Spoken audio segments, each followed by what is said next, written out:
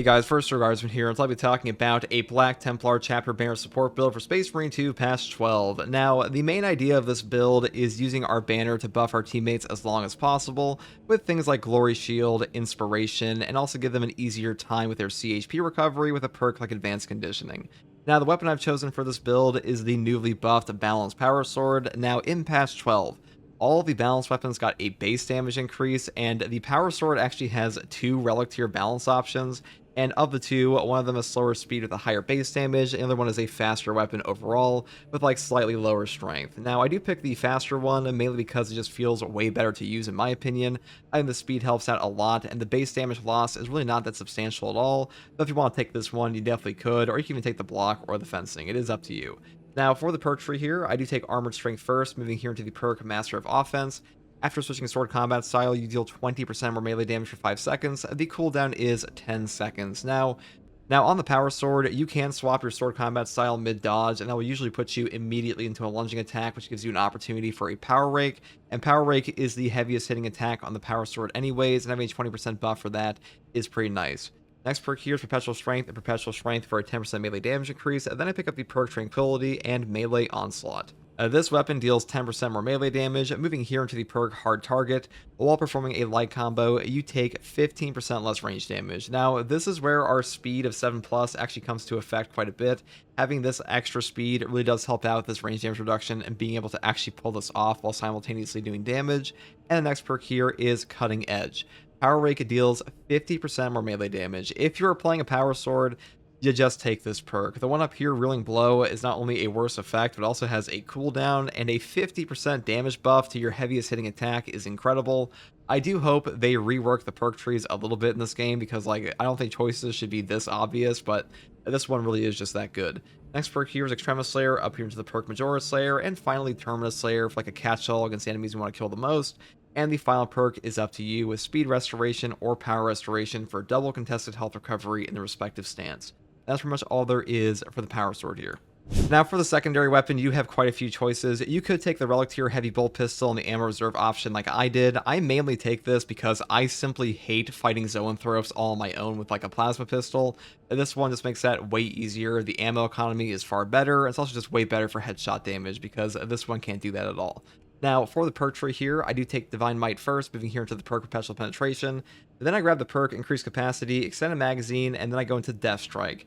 After killing a Majora's level or higher enemy in melee combat, you will deal 25% more damage for 10 seconds. Now, this will trigger off of a melee finisher on just a melee kill, so keep that in mind. And it's one of the best damaging perks on this entire thing anyways, which is kind of like the whole reason I go into the bottom tree in the first place. And this perk really is worth that much to me. Next perk here is Great Might, up here into the perk Discipline. When you have low ammo, you deal 25% more damage.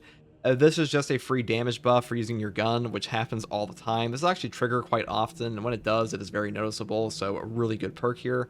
Next perk here is Strong Finish, going to Headhunter, Gunstrike Reload, and of course Tactical Precision, because headshots dealing 20% more damage and losing headshot damage really is just all upside on this gun, because headshots are pretty much all you go for on like a heavy bolt pistol in the first place. And for the Plasma Pistol, if you want to take this, I would take the Rate of Fire variant because charge speed is everything. And for the perk tree, I would just set up this way. But that is up to you, and that's pretty much all there is for the secondary. Now for the Bulwark perk tree here, we do take Intimidating Aura first. A perfect time parry deals AoE damage within a 5-meter radius. The cooldown is 5 seconds. This is one of the best perks in the entire game. It simply allows you to one combo parry Gunstrike any Majoras in Space Marine 2. It is really just that powerful. The AoE damage here is tremendous. It is one of the best perks for damage and really just defense in the game period. So pretty much always pick this up for like a top tier build, though Conviction and even Forward Momentum are not bad. Next perk here is Scramble Targeting. If you're surrounded by 5 or more enemies, you take 25% less damage from range attacks. This is just a free range damage reduction here, though I will say if you want to take Armor of Contempt, you will get more benefit out of this if you are brand new to the game, because a lot of players just like to hold their block for a while, and this will give you free damage on that, but Scramble Targeting is definitely better. Next perk here is Steel Within. When your health is less than 50%, you take 30% less health damage. A 30% health damage reduction while stacked with your base HP increase of 30% here is tremendous. I think Steel Within really is just that valuable in this game. not having at least one source of damage reduction on this class really is noticeable, and this makes you way tankier. Though I will say, if you want to take armor reinforcement, you can also take this, because all armor in Space Marine 2 will reduce all incoming melee damage to 0, even from bosses, as long as there's any remaining. So this is still a really good option for survivability, though Steel Within will help you with like stun locks and stuff like that. Next perk here is Advanced Conditioning. Contested health fades 50% more slowly for all team members. This just helps out newer players a lot, I think. I think the biggest thing that newer players in Space Marine 2 tend to struggle with is managing CHP in this game, so having this will definitely help them out a lot. And we are a support build, so kind of a no-brainer here. The Focus Restoration is also very strong, because a 30-second drip feed of armor to your entire team will also help them out a ton. Next perk here is Purity of Purpose. The banner deals damage over time to enemies with area of effect. This perk is just free damage, and it's actually really powerful on top of Glory Shield, because you have a 20% longer lasting banner on top of this. You will wipe out Minoris, you will deal tremendous damage to Majoris, Extremis, and even bosses. It really is one of the most undervalued perks in Space Marine 2 in my opinion. I pretty much always pick it up. Next perk here is Glory Shield. All team members in the banner's area of effect take 20% less damage, and the banner lasts 20% longer. I love this perk. This perk is just way more fun to play with on the Bulwark than, say, Inferi Icon for me, because in my opinion, more banners is more fun, and this one gives you not only more banners because your cooldown is not being like increased like this perk would do, but you also just have a longer lasting banner, which makes it more value per banner anyways. So really fun perk combo, and definitely my preferred. The next perk here is Inspiration. All team members in the banner's area of effect deal 20% more damage. This perk is just a nice little free damage increase for your entire team. I do like this one quite a bit with Glory Shield. I will say, if you want to have like a better revive option, you could take Rejuvenating Effect, but that is up to you. The final perk I take is Armor Advance. If you have armor remaining, you don't lose control from heavy hits, and you cannot be knocked back. This is just the only form of no knockback on this build, and since we're not taking the perk here, we take this one instead. But if you want to take Defensive Mastery and like this perk, you could. All you have to do is like Shield Bash the Air to enable no knockback on this option, but that is up to you. I'm just building it this way today, and that's pretty much all there is for the perk tree here. Now for the prestige perks here, I take Resilience first. Medicae stims restore 40% more HP. This just helps out the pickup economy of your stims quite a bit, and we also don't have the healing perk on this build, so having more HP from our stims does help us out a lot. Next perk here is pretty much mandatory in my opinion, Overcharge. Held and charge attack damage increases by 20%. This is one of the best melee perks in the entire game. It is a 20% multiplicative melee damage increase for like the heaviest hitting attacks in Space Marine 2, so pretty much always pick this up. And the next perk here is Powerful Shot for range damage increase of 20%. Into the perk Masterful Defense, ability charge restored by 1% for every blocked range attack. This is just one of the best CDR perks in Space Marine 2 as well. If you are fighting Chaos, all you have to do is just hold your shield up against a Soul Reaper Cannon Terminator, and you will get like 100% of your banner back from the volley. Really powerful. Also very good against Devourers on Tyranids, so pretty much always pick this up if you're using a build with a shield and not a Thunderhammer. And that is pretty much all there is for this build, guys. I think that chapter banner support builds are like the most entertaining reason to play Bulwark in the first place, and the Power Sword is also still a very cool weapon, even though it's like a little bit behind other options. But hopefully this build guide helped you, and if you like content like this, subscribe for more. And as always, thank you for watching. Take it easy. Bye. Information they decided to give us up until the patch comes out. The new patch must be next month or later this month. There's no way they're going to keep it all the way into June, right? If it's not this month, it's going to be like the beginning of June. I expect late this month though,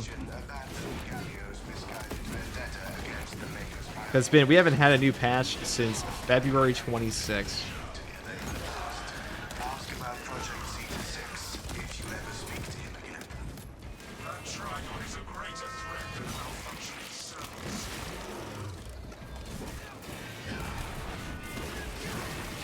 Yeah, I think it's been like 4 months since we had a new patch almost. Well, no, since we had like a PTS for anything new. Because for a lot of people, Tech Marine was already like old news as of like January.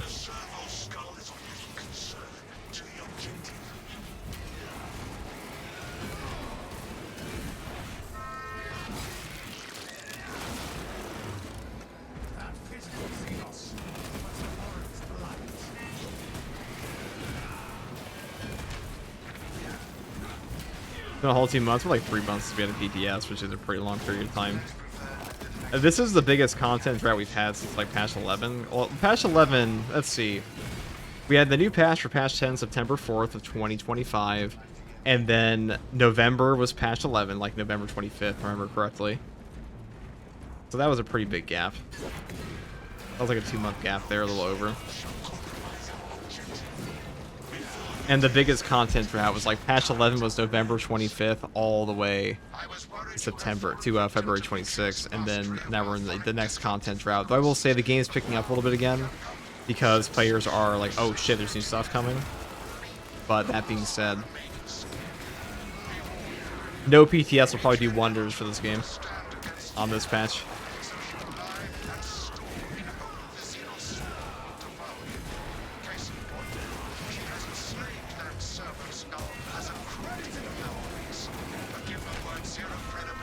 Saber finally realized Rip makes big bucks for them. Also, ideas what they could do for DLC in year 3. So, for DLC in year 3, something interesting that happened in the roadmap stuff was that, or the community update, was they said, all stuff will be free that is rolled over into year 3. So I assume they're talking about any, like, cosmetic packs. But the thing is, we didn't have any cosmetic packs left over at all in the year 3. Like, patch 15 was coming with no cosmetics anyways. I think it was supposed to be like a little dump patch. Kind of like patch 9 was, like a balancing patch for the most part in the new Siege map. So it makes me wonder if they're going to sell us more stuff in year 3, which, like, honestly, if us having to pay for more means that we get more content, I'm okay with that. But I also know that, like, there are people who's like, I will never pay for anything, and they just complain the entire time, so it's kind of give and take there. Because if they do start charging for more things, like, obviously the next question will be, alright, if you're charging for more things, people are going to expect patches much more than they already do. And you like look over at Helldivers, so it's like monetizing your round.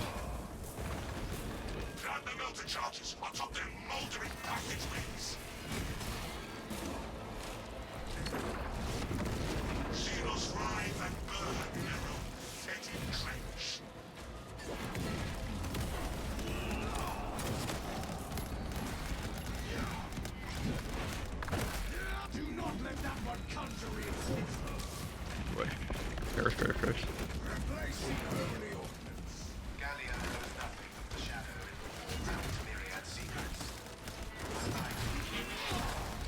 I'm really not a big fan of, like, balanced weapons on Bulwark compared to Assault. Assault has Wings of Flame, though. Chop.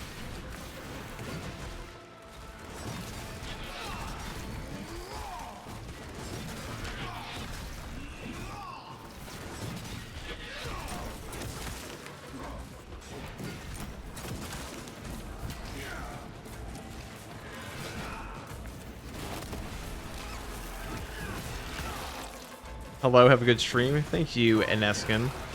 Apothecary would be useless, man. Just give it, like, very Bulwark. I mean, that's true. I don't even know why people want Apothecary so much. Well, actually, I do. Just because they don't want to die in the game. Which is fair, I guess. I guess not dying is pretty cool. I'm also a fan of that.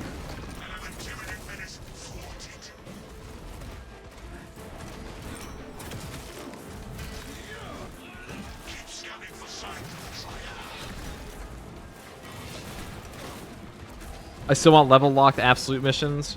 Having level 1s join me on those is just maybe opera soloing everything. I mean, yeah, there should have, like, you know, Darktide figured this out a while ago, that level locking is just way better for your game.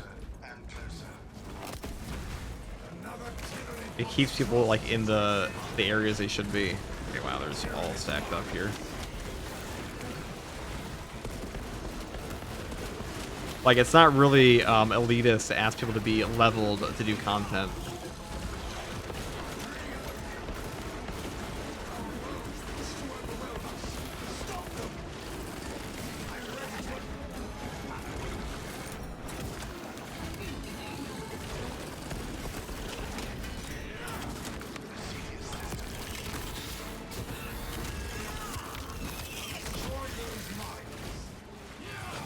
Multiple difficulties turned down, let me say.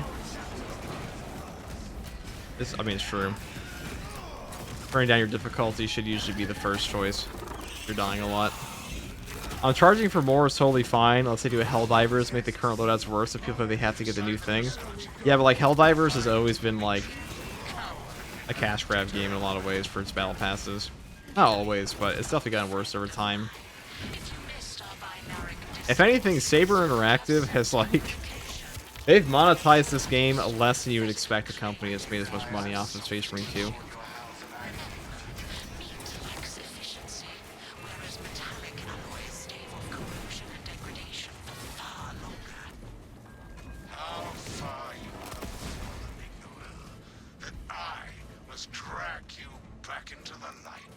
Yeah, but Helldivers especially has been kind of getting, like...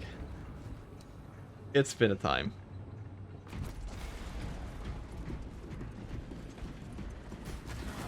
How's it going, big man? What's the news? Lady just did her first 2 operations.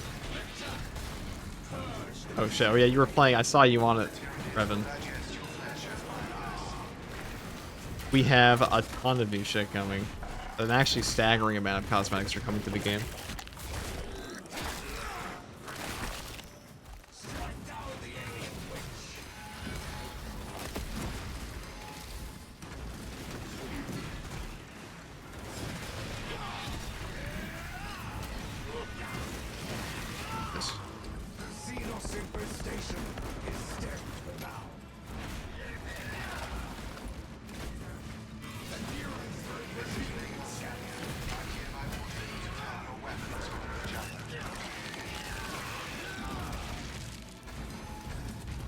You knew that Helldivers 2 was pushing for monetization when they listed a $100 super credit option?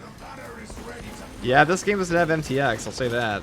Space Marine 2 actually has a very consumer-friendly monetization scheme outside of the one voice pack DLC we had, which is pretty shitty, but...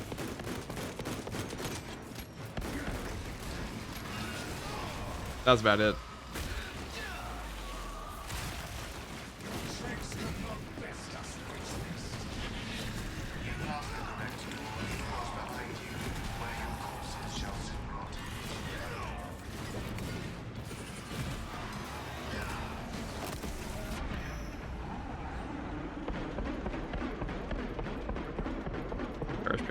Perish.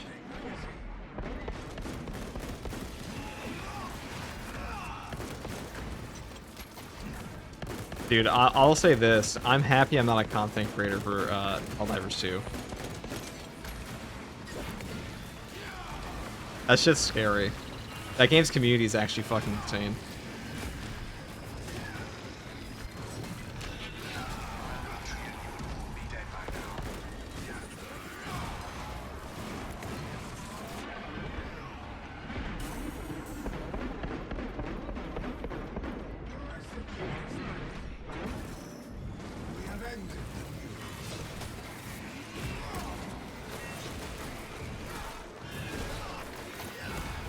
Grr, $5 voice pack.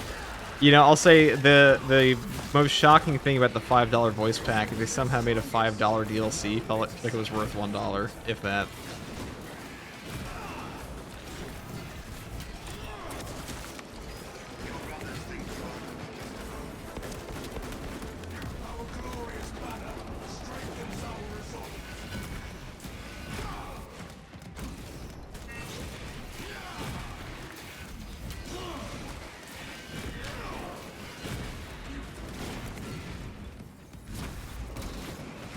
What's up with the Helldivers community? They dox their creators. They are... And devs, I'm even pretty sure. It's pretty nuts. Like, the drama is deep, okay? Like, if you look into Helldivers, that game always has a controversy, like, every month.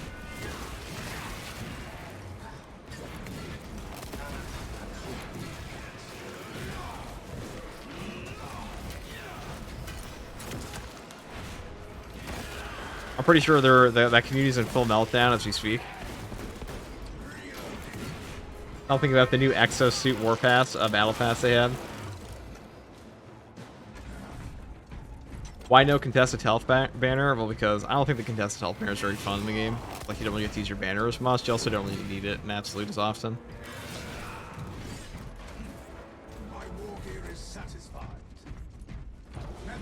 I honestly think that Arrowhead likes their fan base. Like, what the hell are they even doing with the balance? Or hates their fan base? Arrowhead's just not good at balancing game. I would say most of the issues in Space Marine 2 with balancing is not they nerf anything. Like, I'll say Saber Interactive doesn't really touch weapons that are already, like, in the game. Or I should say it doesn't nerf weapons. Like, it really only buffs weapons. So there are a lot of weapons that need buffs, but for the most part, outside of a couple circumstances, they do not. They doxed someone who made a charity bet against the devs on the Reddit, making him lose his job and get banned from a horse sanctuary he volunteered at. Yeah, really fucking quality people. All over a fucking video game. All over a charity bet.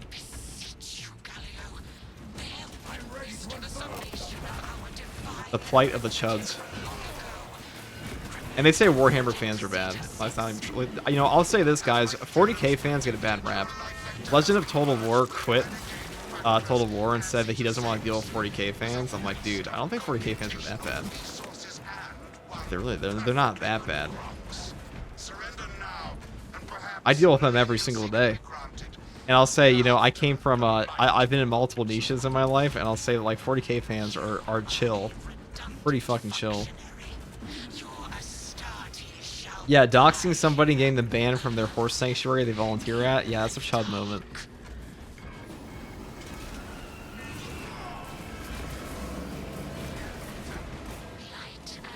Fucking, like, typing with their greasy fingers in their Discord chat. We got that guy so good, guys. We got him banned from his horse sanctuary.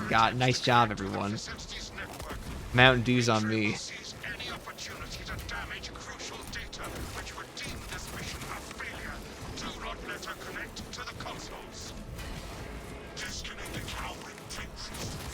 "40k fans versus League of Legends fans." Well, the thing about 40k fans is, like, 40k fans are fans of the series. Gamers are the ones who suck, okay? It's not the fucking 40k fans. It's the toxic elitist gamers that are actually the worst shit you have to deal with online. Like, yeah, you can always find, like, some hyper-aggressive people about, like, well, that's not actually more accurate and that kind of thing. That's, like, every niche ever. But, like, when you have games like League of Legends, they're, like, so built on the player being good, or, like, you know, people are endlessly exposed to, like, it's the esports scene, they all want to be like the next Faker or something like that. It just leads to so much toxicity in your game, and you don't really see that in Space Marine 2. You kind of see that in Dark Tide, because Dark Tide is more of a, how do I put this? It's more of like a a gamer's game than this game is. This game is more of a sandbox for 40k fans. Not that the mechanics are bad, but that makes sense, guys. I was actually going to talk about this in a video as well. It's like, what is meta in a video game, and why is it actually kind of, like, how has gaming actually changed in this respect? And I think a big problem I have is that more than ever, people are exposed now to the top level of gameplay in any game they play. Like, the moment you load up into, like, Call of Duty, all it takes is, like, 2 button presses on your computer, and you are now watching the best player in the entire fucking world for that game tell you about, like, this is the best shit. I'm guilty of this too, you know, where it's like you have content creators that make, like, this is the best build guide. Like, we all do it, but because that's just what people want now. It's like they just want, like, what's the best, what's the best, what's the best. And that's why I like Space Marine 2, in that it's one of the only games where people don't only care about what's the best, because it has an older audience. And it is nice to see that for once, where, like, it is tiring to, like, constantly see, like, the best build over and over and over for every single game you play. This game is too casual to need meta purists. That's what I'm saying, man. What I am saying.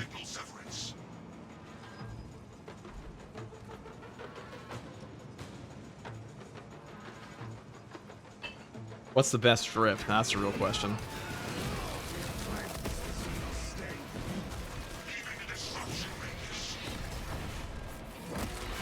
Alright, there we go.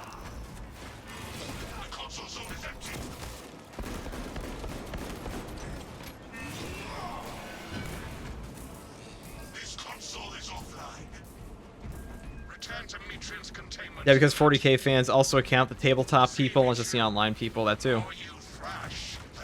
Pretty good. I think I zoomed past him.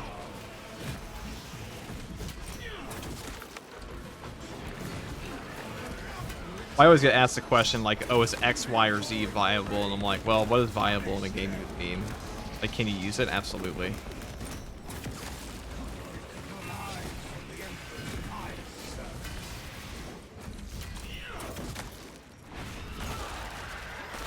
Top 10 best trip, how to get it, ranking all champion packs. Not a bad idea. Do you think 40k video gamers or 40k tabletop players are worse? Well, I mean, define worse. Is it more autistic? I mean, I don't know, guys. I'll be honest. Like, as much as I like 40k fans, like we are, like, we're not bad. We are autistic. Like, come on, guys. Let's not be deranged. Let's not be crazy, okay? Like, playing a tabletop game is pretty autistic. At least it was when I was a kid. I haven't played Magic for years. Check him later. Got dip. Watch the Chinese toast the lady. Take it easy, Revan.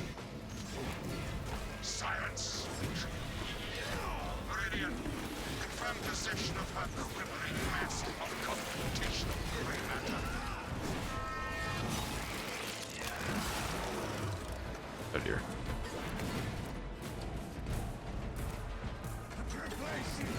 The Green Goblin, Dark Angel Bulwark. I'll do that next. The Green Goblin.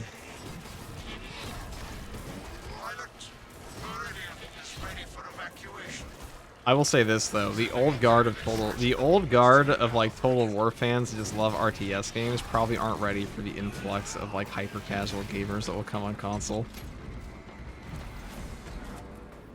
Because when Total War 40k comes out, that game's gonna be fucking huge. Power Sword Padawan, do you go for max damage, cleave, or speed? I'm just using the speed balance one. I think the other one's probably like a little bit better. Usually damage is the best. Honestly, I think the best balanced power sword is probably the Inferno, not the Inferno, Xenophase. Shawinga. The historical Total War fans are going to be very angry. Oh yes. I mean, I was just looking the other day that, like, you know, there's an entire channel on YouTube still completely dedicated to just Total War Rome 2 guides, and, like, they're still popping. Like, people love Total War. Like, there are huge historical fans for that game. And a lot of the people that play Total War, one of my favorite Total War creators, Rainson, thank you for the party of 5. Hello, thank you for the raid. Where are you? Where are you playing? I assume this. Total War can share the same way we can share. Yeah, no, dude. The 40k fans, Total War greed is biblical, alright? There will be no sharing.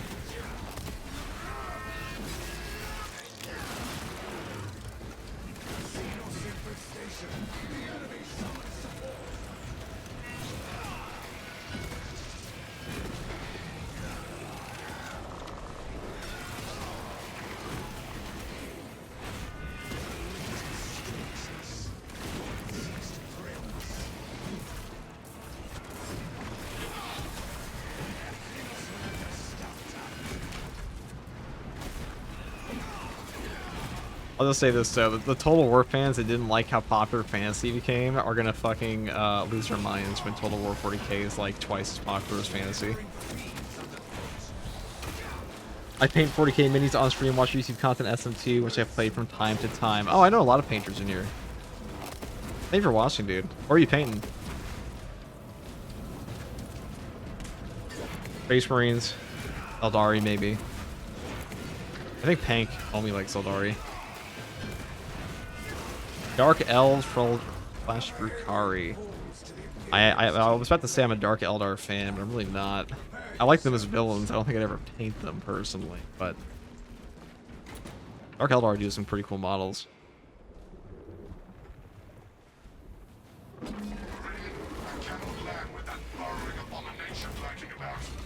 Balance. Deep scans have penetrated the atmospheric disturbances and Metriel's meddling code.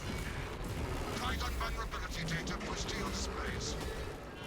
Grant this monstrosity not water. Target lock on its vulnerabilities.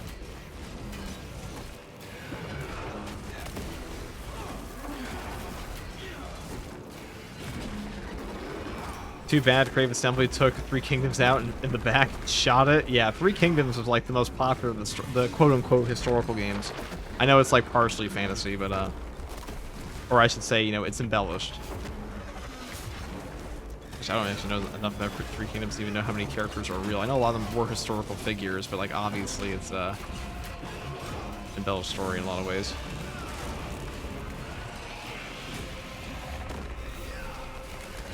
Let me go.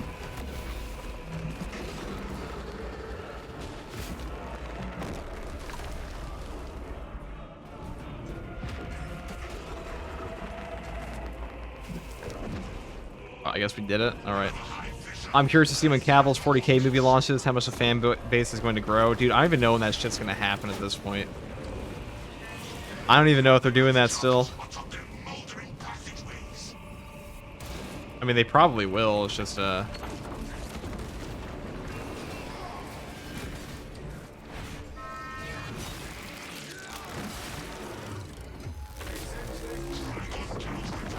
third Mobat. Thank you for the $2 super chat. What level is this? This is Exfiltration. If you mean difficulty levels, absolute.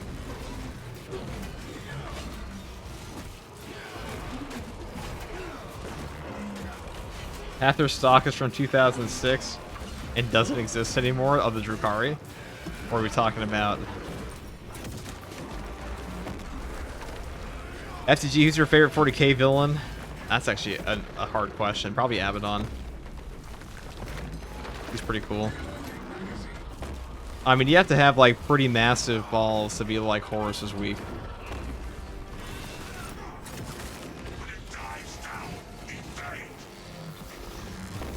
That's really like you're really purity testing your heretic legion at that point to be like, yeah, I know this guy is like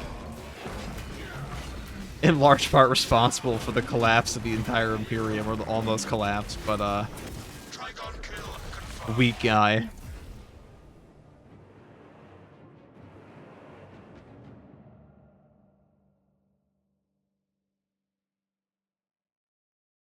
Your pizza slice is cool now. That's tragic, dude. We'll get you another one. Yeah, reliable source within Games Workshop and forwarded contact of mine that the Dark Eldar head guy is being re-released with a mini range refresh.